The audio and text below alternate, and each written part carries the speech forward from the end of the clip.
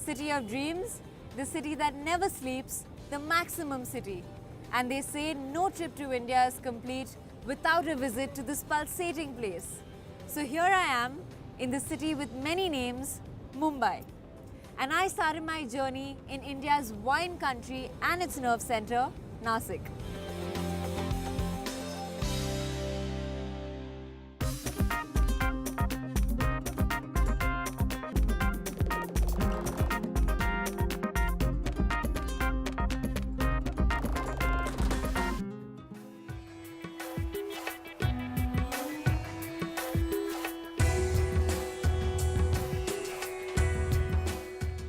Situated on the banks of the river Godavari, Nasik is a popular pilgrimage center. In fact, every 12 years, the city plays host to the grand Kumbh Mela. But there's more to the city that meets the eye. Nasik is also bang in the middle of India's wine country and accounts for a large amount of the country's grape export.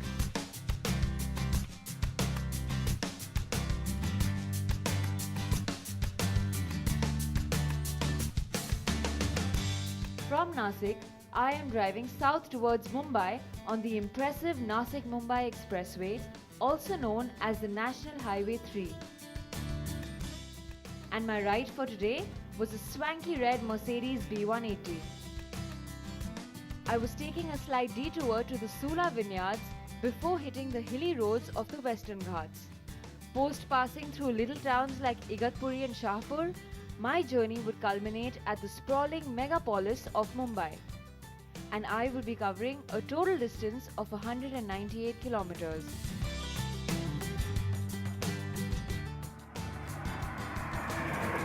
But first up on my agenda is a vineyard.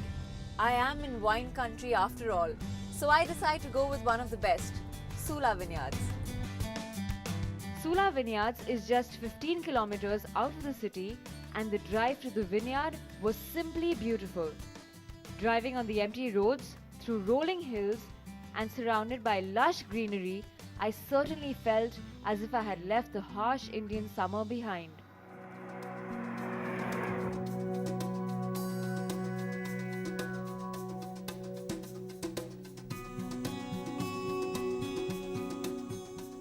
Nasik is home to over 15 to 20 wineries.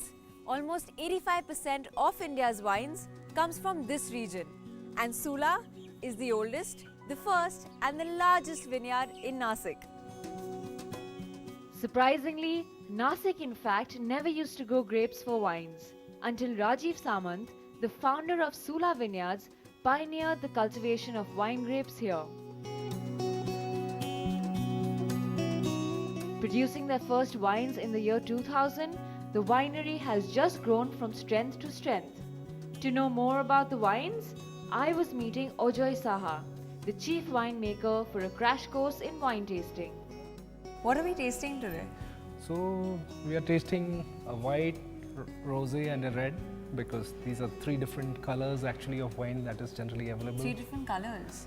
That's interesting. So what are we tasting first? So in a sequence you generally always taste your white first. Okay. So we'll start off with the Riesling. Yeah.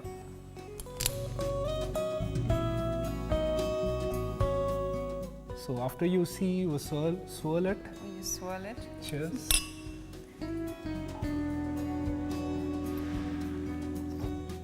That's really nice. It's light and it's tasty. Yeah, it's a light wine. It's only 10.5% alcohol, and it's very fruity. It's got lemons, it's got pears. So why is Nasik so popular for growing grapes, particularly for wine?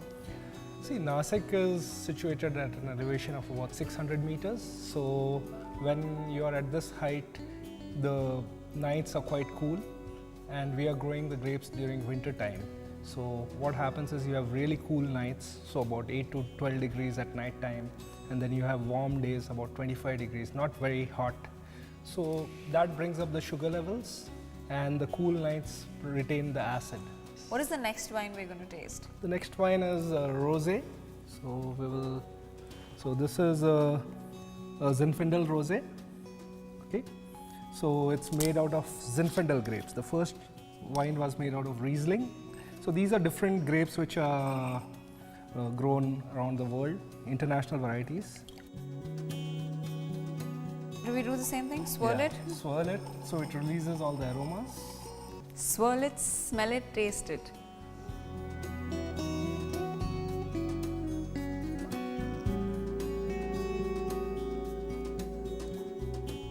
That's actually very yummy. Yeah. But what do Indians usually prefer? Do they prefer white wine more than red? Indians right now prefer more red. Okay. Because there are a lot of articles in media that red wine is good for your health. Thought white wine was more popular than red wine, but we Indians like the red wine more. That's nice. Is that red wine? Yes. So I'm going to taste red wine next. So we'll go for that now. Yeah.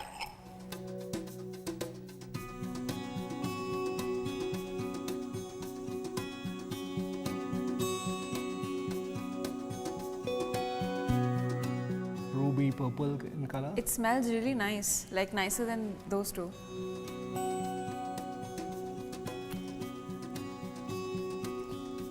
That's actually the nicest red wine I've tasted. I don't like red wine, but this is really nice. So I think I'm going to take a few bottles back with me.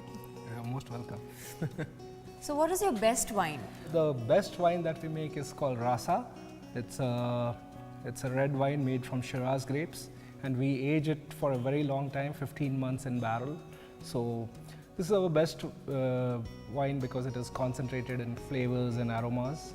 For those of you who like red wine, please try the Rasa. It's apparently the best wine.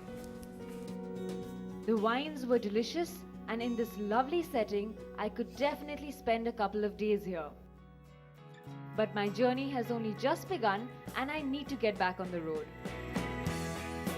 So I am going to be responsible and give up the wine for the wheel. I've just left Nasik and I'm driving on the Nasik-Mumbai Expressway. The roads are in great shape, and what's even better are my fellow road trippers are very disciplined. They take the lane system quite seriously here.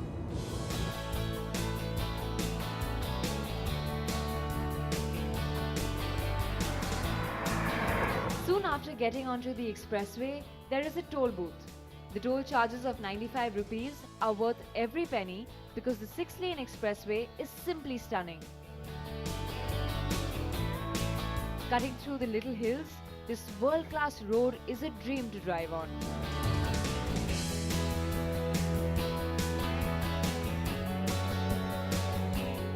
Soon, however, there is a drastic change in terrain as one encounters the Western Ghats. And I had to stop here to admire the view. The Ghat section starts here and goes on for another 8 kilometers. Look at it, isn't it beautiful?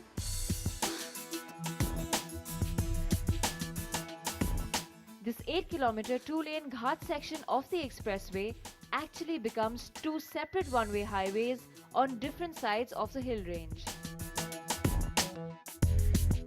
The fact that it's one-way actually makes it easier to drive in the hills, especially around the tight corners. It also helped that I was driving the B180, which, with its smooth linear power delivery and dynamic adaptive brake system, was very easy to drive in the hills. My next pit stop is not an easy place to find. It's called the Hidden Village and lies right after the Shahpur town. And to get to it, I am going to have to get off this impressive 4-lane highway and take a muddy service lane instead. I hope it's worth it.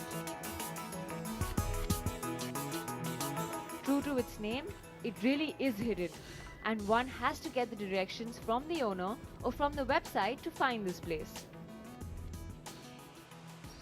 Despite it being tucked away in the countryside, this place is a very popular pit stop for both travelers on this route as well as visitors from Mumbai. This village offers its visitors a rustic experience in a setting that is the best way to connect with nature. It has 6 traditional houses equipped with basic amenities like AC, hot water and a TV. The main highlight of this place is a rock pond in a perennial stream where travelers can indulge in a natural fish spa. I decided to meet the owner, Antonio D'Souza, who quit his job in Dubai to start this place. So tell me what this place is about exactly. This place is for people, staying in a city. They need not some sta- peace of they're mind running, and- Yeah, all the how the time. city is, Especially in a place So, like Bombay. Yeah, so I just want them to come and just not go very far distances, not spend a lot of money. Short distance, 1 day, 1 night, maybe 2 days. That's it. Chill out and go back to, Go back refreshed. Yeah. So how exactly do people get here? Because I obviously found directions on the net, but there are no directions to come to your place. So how do people get to know about it? How do they get here? This was the inspiration from a friend who said that if you have a service or a product, you sit in the middle of a Sahara, and over a period of time there was a beeline of people to you. That was my, call, and I 100% knew people would want this kind of a place.